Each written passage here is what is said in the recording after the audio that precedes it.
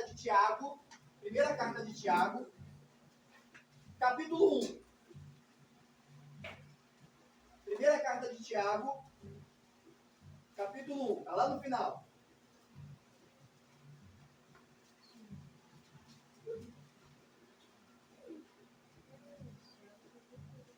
Primeira carta, todo mundo achou?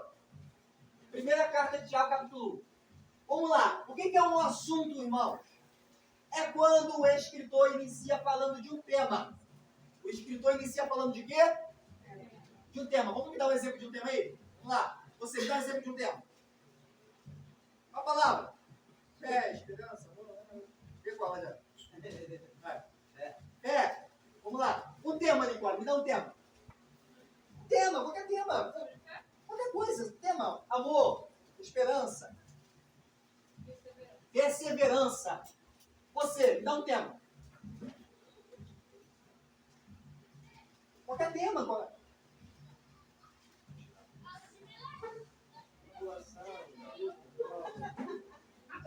Prova! Amém? Você, irmão, me dá um tema aí. Cuidado, meu Deus do céu. Cuidado. Você, me dá um tema. Sabedoria. Perfeito, vamos lá. Então, observa que o escritor, ele está desenvolvendo um tema. Ok? É quando o escritor falando de um tema e logo depois de desenvolvido, ele passa a falar de outro assunto. Então acontece muito isso nas epístolas. Né? Já percebeu quando você lê uma epístola, lê uma carta? O escritor começa falando de fé, quando você vê ele está falando de esperança, quando você vê ele está falando de sabedoria, quando você vê ele está falando de alegria, quando você vê ele está falando de morte. Então, às vezes, embola a nossa cabeça. Por quê? Porque dentro de um único capítulo pode ter diversos... De novo, para você acordar do sono. Dentro de um único capítulo pode ter diversos assuntos. E esses assuntos geralmente estão dentro dos textos, das cartas, das epístolas. Ok? Então, aí eu usei como exemplo aqui Tiago. Olha só. Se você ler Tiago capítulo 1, versículo 2, ao versículo 4, olha só.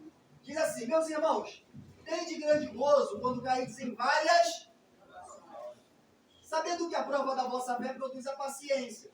Tenha, porém, a paciência a sua obra perfeita, para que sejais perfeitos e completos sem faltar em coisa alguma. Agora, olha o versículo 5. E se alguém tem falta de sabedoria, que a todo dá literalmente, não ansioso seria dado. Peça, porém, com fé, não duvidando, porque o homem que duvida é semelhante à onda do mar, que é levado pelo vento de uma para outra parte. Não pense tal homem que receberá do Senhor alguma coisa. O homem de coração dobre é inconstante em todos os seus caminhos. Calma aí. Quantos assuntos aqui Tiago está falando? Alguém pode me dizer? Lembrando que todo conjunto de assuntos possui uma estrutura. Qual é a estrutura? Tem introdução, tem desenvolvimento e tem uma conclusão.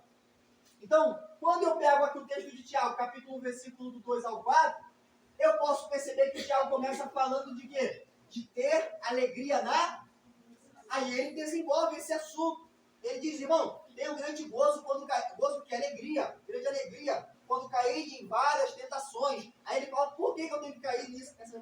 Que alegria, né? Sabendo que a prova da vossa fé produz a paciência, a experiência, né? Para fazer a sua obra perfeita. Então ele desenvolve o assunto, que é qual? Ter alegria na tribulação. Então é isso que eu preciso que vocês entendam. E que vocês aprendam a identificar quando o assunto ele começou, quando o assunto terminou dentro do mesmo texto. Porque no versículo de número 5, ele vai iniciar um outro assunto. Olha, qual é o assunto? E se alguém tem falta de... Peça a Deus, que a todo dá literalmente, não se rosto, peça com fé, não duvidando. Porque o que está desenvolvendo? Porque o que duvida é como a onda do mar, que vai de um lado para o outro, não vai receber a tal pessoa nada do Senhor. Então ele já iniciou um outro assunto, que agora é a busca pela sabedoria. Aí tu pensa que acabou? Aí ele conclui dizendo, versículo 9. Mas glorize o irmão abatido na sua exaltação, e o rico em seu abatimento, porque ele passará como a flor da erva, porque saindo do sol com o ardor, a erva seca, e a sua flor cai, e a formosa aparência do seu aspecto perece. Assim se murchará também o rico em seus caminhos. Então agora, ele começou falando sobre alegria na tribulação, aí pulou do versículo busca da sabedoria. Do versículo 9 ao 11, já é um outro assunto. O fim do caminho dos ricos opressores, que vai ser como a flor que vai murchar. Ele desenvolve esse assunto, conclui. Então, conseguindo perceber que dentro de um único texto, de um único capítulo, pode existir uma variedade de assuntos, e que se você pegar esses assuntos e destacar eles, certo? Entendendo que cada grupo de assunto possui uma estrutura, introduz, desenvolve e conclui.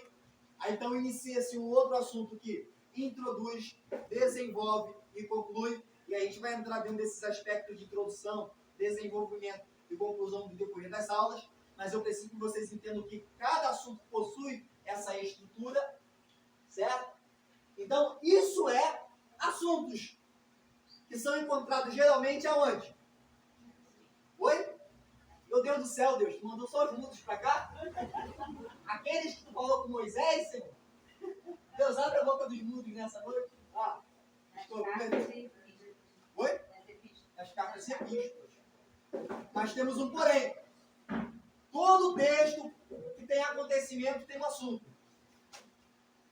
Mas todo assunto não tem acontecimento de forma explícita. Ok?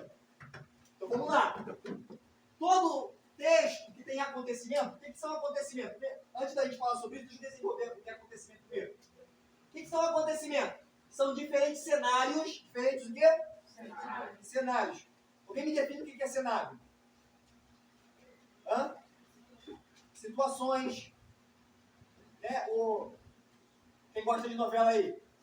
Cenário daquela novela, né? Gosta de filme, dorama. Hã? São diferentes cenários históricos. Então, são cenários históricos que ocorrem na narrativa textual.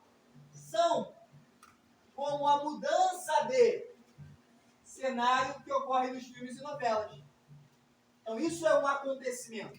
Então, por exemplo, você está dentro de um texto histórico como esse, de 2 Reis, capítulo 20, versículo 1 ao 30. Dentro desse texto ali, vai ter uma quantidade de cenários, de acontecimentos que vão estar narrando, né, um fato da história. Então, quando a gente aprender a destacar esses acontecimentos, a gente vai perceber que cada acontecimento possui um assunto. Já fazer isso aqui no texto histórico, certo?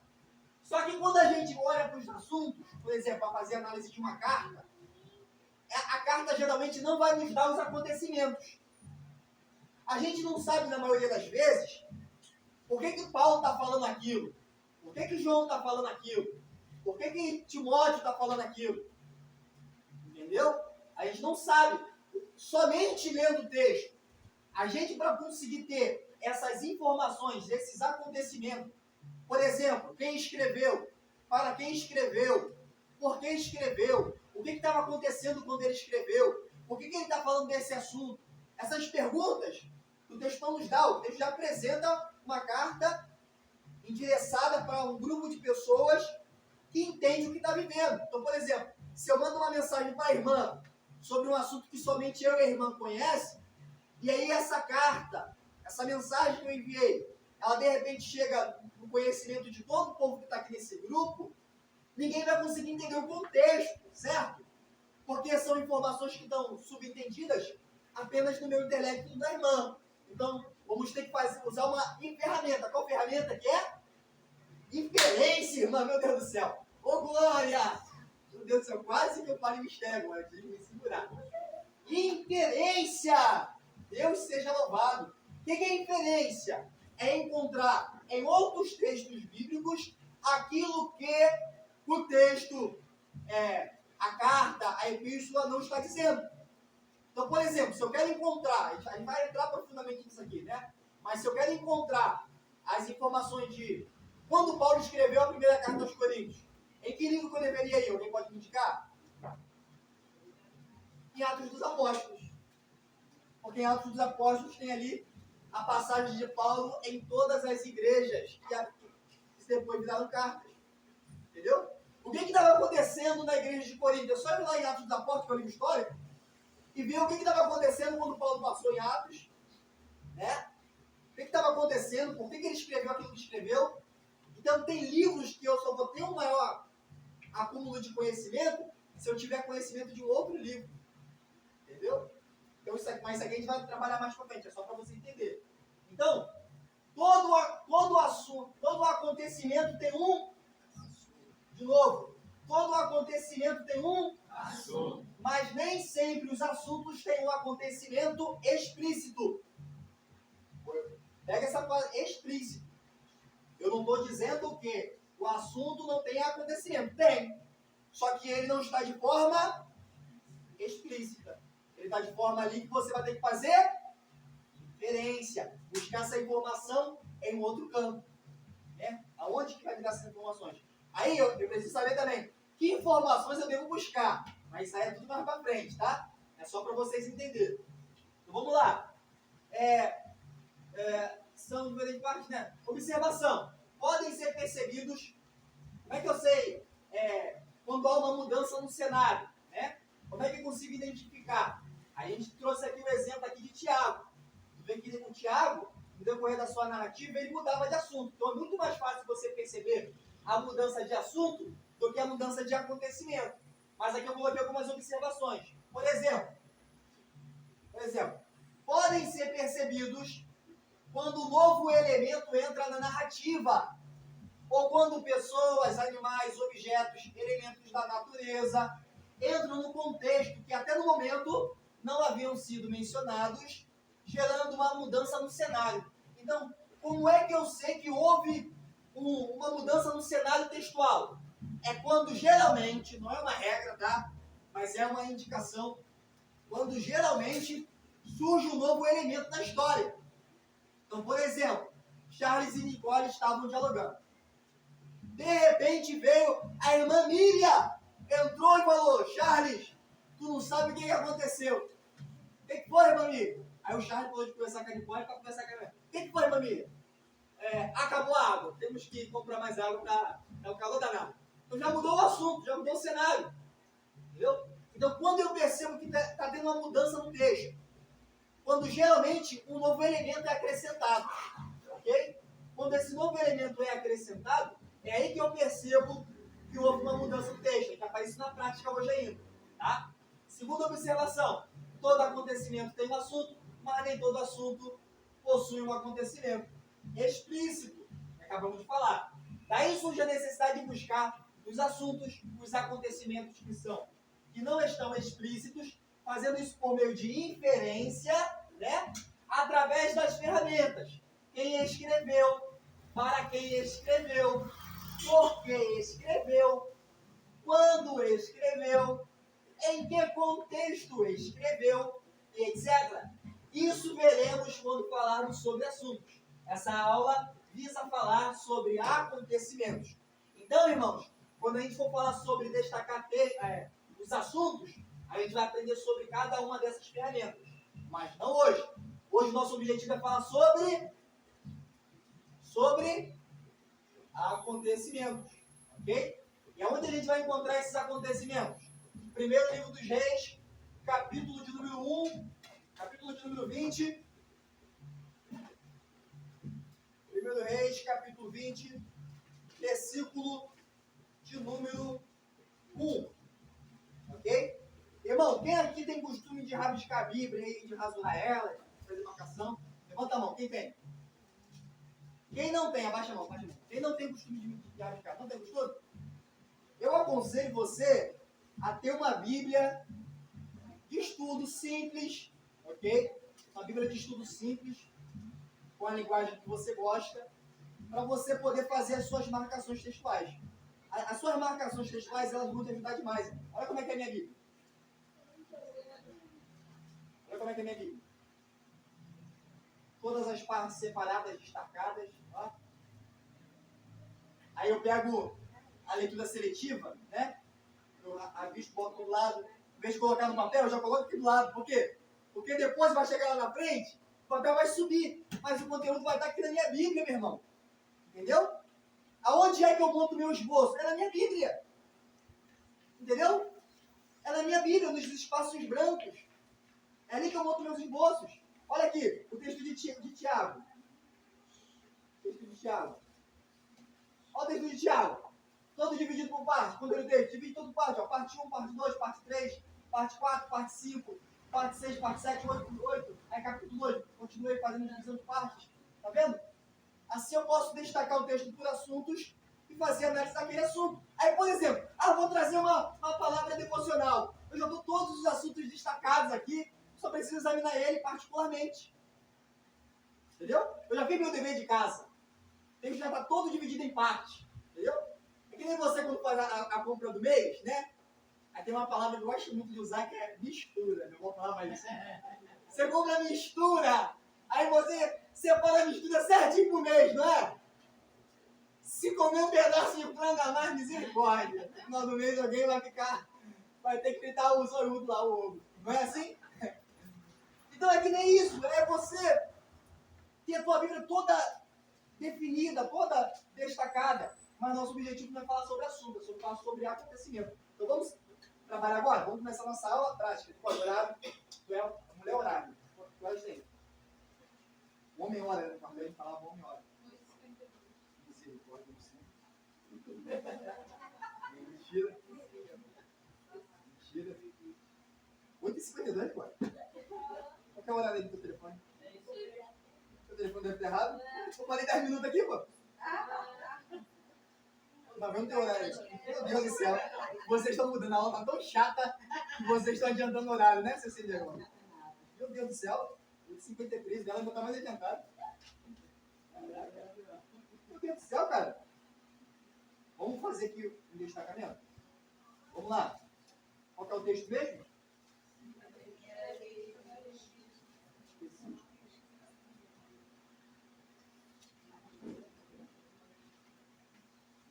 Primeira Reis, capítulo 20, versículo 1. Será que pelo menos hoje a gente consegue destacar aqui 2 acontecimentos distintos? Será que hoje a gente consegue? Será? Vamos ver. Eu vou fazer uma leitura aqui. Ó, o exercício vai ser o seguinte. Eu vou fazer uma leitura do texto. Quando o assunto mudar, eu quero que vocês me interrompam. Ok? Eu vou fazer a leitura. Vou começar no versículo 1. Quando você perceber, mudou o assunto aí. Charlie, mudou o assunto aí. Eu quero que vocês me interrompam. Pelo amor de Deus, gente. Não vai me deixar chegar aqui. Não vai me deixar chegar no 40, não, gente. Pelo amor do Cristo que o Paulo prega. Tá? Podemos ir? Você vai perder essa timidez? Eu vou ter que botar de pé e clamar o Salmo 91 aqui. Hã? Amém? Vamos lá, vamos ver então, vamos ver. Meu Deus do céu, deixa eu ver quantos versículos tem aqui mesmo. Caraca, misericórdia. 43, ai, tô sentindo uma aflição aqui no coração. Sério? Tô sentindo que eu vou ler os 43 versículos e vocês vão dizer, dia de Deus, sabe que mudou o cenário. Vamos lá, Deus, em nome de Jesus, ajuda a gente aqui, lá. Vamos lá. 1 Reis, capítulo 20, versículo 1. Estão prontos? E Ben-Hadad, rei da Síria, ajuntou todas as suas forças, e 32 reis, e cavalos, e carros havia com ele, e subiu e cercou a Samaria, e pelejou contra ela, e enviou à cidade de mensageiros a Acabe, rei de Israel, e disse-lhe, assim diz Ben-Hadad, a tua prata e o teu ouro são meus, e as tuas mulheres, e os melhores dos teus filhos são meus. E respondeu o rei de Israel e disse, conforme a tua palavra, ó rei meu senhor, teu sou eu e tudo quanto tenho. E tornaram a vir os mensageiros e disseram, assim fala Ben-Hadad dizendo, ainda que eu tenha mandado dizer, tu me has de dar tua prata e teu ouro, as tuas mulheres e os teus filhos, todavia amanhã essas mesmas horas, enviarei os meus servos a ti, e esquadriarão a tua casa, e as casas dos teus servos, e há de ser que tudo que for aprazível aos teus olhos, o meterão nas suas mãos e o levarão. Então o rei de Israel chamou todo e... Oi? 7 mudou. Por que mudou?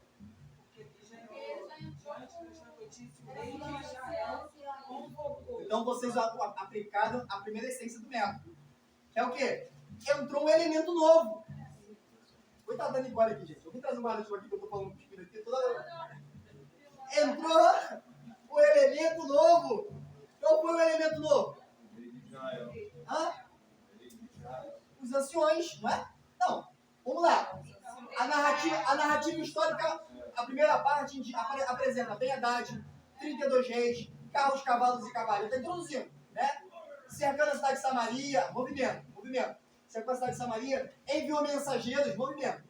Os mensageiros disseram, tua prata, teu ouro, tuas mulheres e teus filhos são meus. Movimento. Ele responde, tudo que o Senhor me pediu é teu. Aí os mensageiros voltam para Ben-Hadad, tá bom. Assim disse Acabe, tudo que você pediu eu vou fazer. Aí Ben-Hadad falou, caraca, ele abriu as mãos, né? Ele se vendeu, ele não demonstrou nenhuma impetuosidade. Vou pedir mais do que isso. Ainda que eu tenha pedido tua prata, eu ainda vou mandar meus servos lá na casa dos teus conservos, teus cidadãos. Eles vão pegar o que é de valor, né? E vão trazer. Aí, quando isso acontece, acaba o cenário. Por quê? Porque tira essa visão de Acabe e Ben-Hadad, Acabe mensageiro Ben-Hadad, Acabe mensageiro Ben-Hadad. Vai e volta, né? Para entrar um outro cenário. Qual é o cenário? Agora é Acabe e os anciões. Olha que interessante. Acabe e os... Então a nossa primeira parte ela vai até onde? Do 1 ao 6? Vocês são tão bons que eu já marquei aqui, ó. Ou vocês são bons ou vocês são sem vergonha e tá morando aqui esse tempo todo.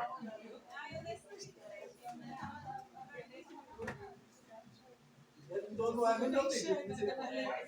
Caraca! Acabaram usando.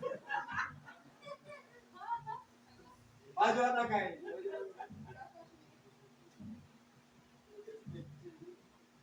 Então vamos lá, mas tá bom, a gente só vai falar sobre 2 elementos mesmo. Então vamos lá, então mudou o cenário? Mudou?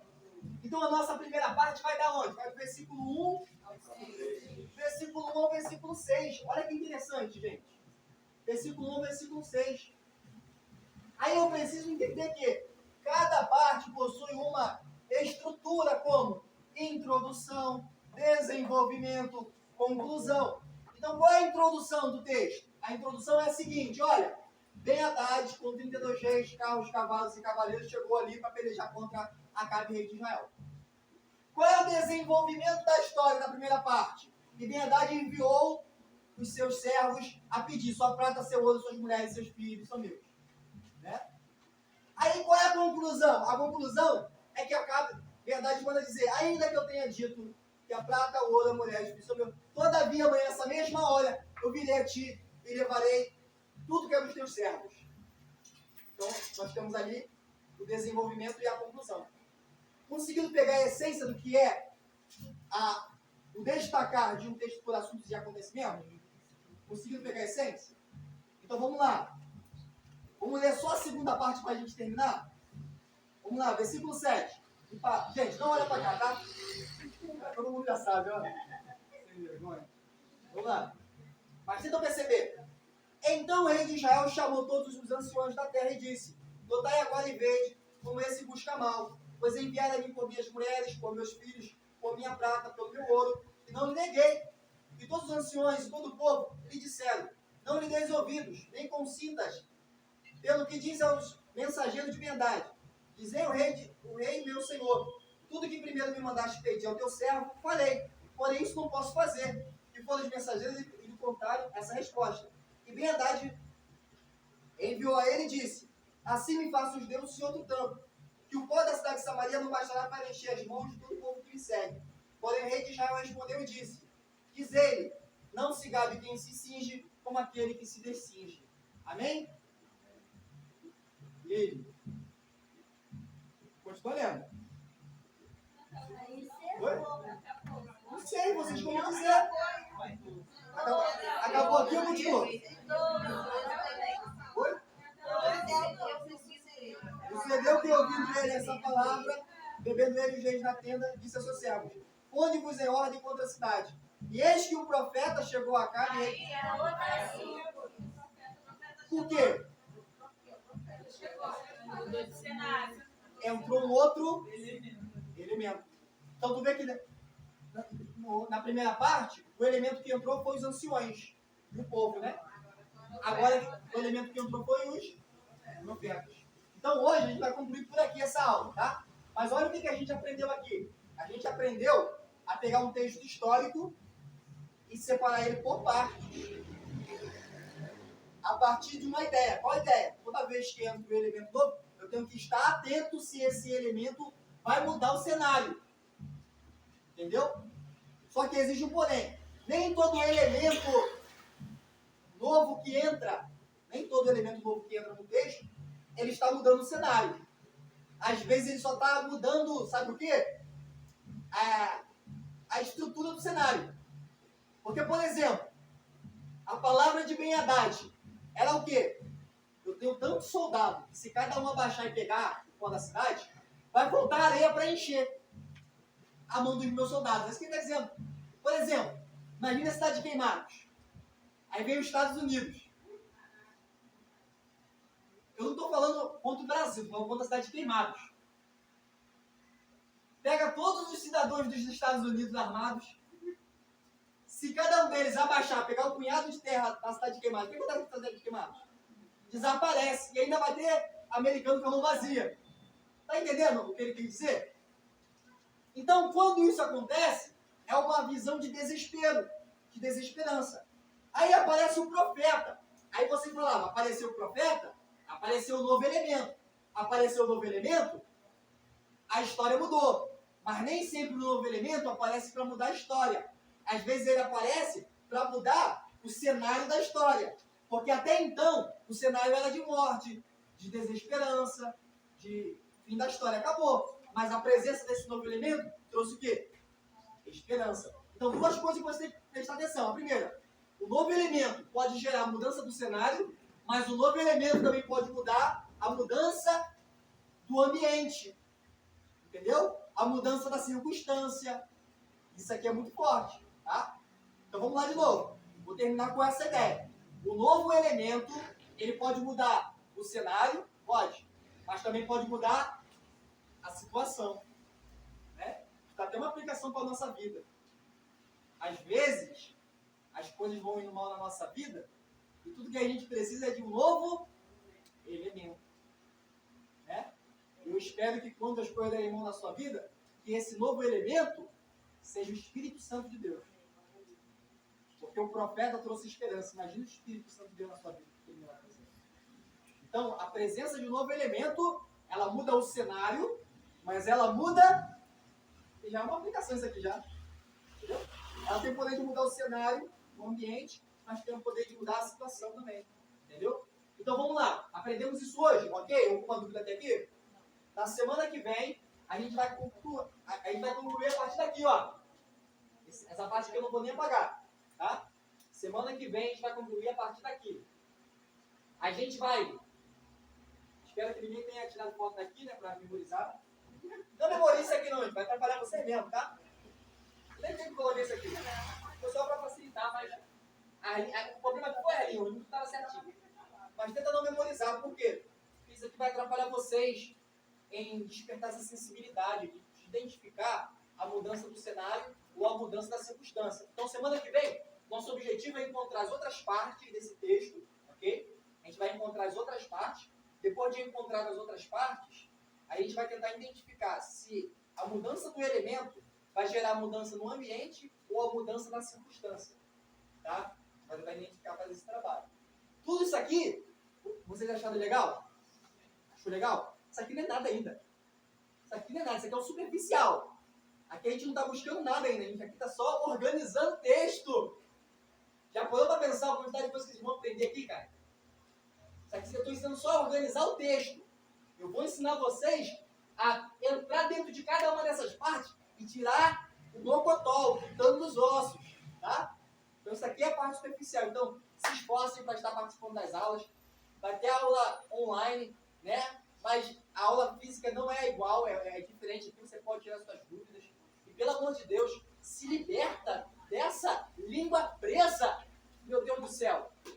Vocês estão parecendo Zacarias.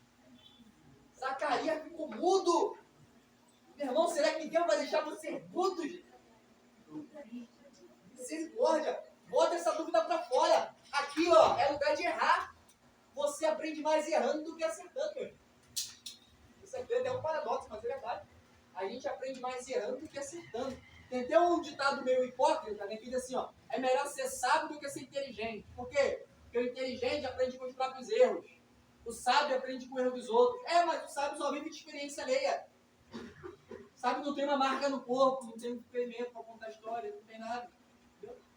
Então é melhor você errar. Rapaz, o palpite que você dá aqui, que você erra, você acha que você está perdendo, você está ganhando. Porque você colocou uma coisa que tu achava que era verdade para fora. Saiu de você uma ignorância e adentrou em você uma sabedoria nova. Olha que maravilha. Olha que maravilha. Então, essa semana eu vou subir no monte, cara. Vou subir no monte. Vou fazer jejum de 7 dias. Para Deus destravar a língua dessa geração muda. Meu Deus do céu. Como ouvirão se não há quem pregue? Entendeu? Como pregar se ninguém se dispõe aí? Vocês não estão abrindo a boca aqui, que é o lugar do erro, que é o lugar onde você botar para fora aquilo que você tem dúvida. Como é que tu vai abrir a boca quando o telefone ligar? Ofertório, devocional. Então, pelo amor de Deus, alguém aqui não conhece alguém? O estranho aqui sou eu, o autista aqui sou eu, o deficiente mental aqui sou eu. E tô falando pra caramba aqui, não cala a boca. Aí vocês, tudo saudável, tudo perfeito, tudo lindo. Com essa língua presa, com essa garganta amarrada. Oi? Vai, mas o simples não estou fazendo, quer tirar dúvida. O simples quer botar a dúvida pra fora. Quer dizer, eu não entendi. Só levantar a mão assim, ó. Ó, rapaz, quando levanta a mão assim, me arrepio todo. Rapaz, me arrepio todo. O seu cabelo fica bem arrepiado.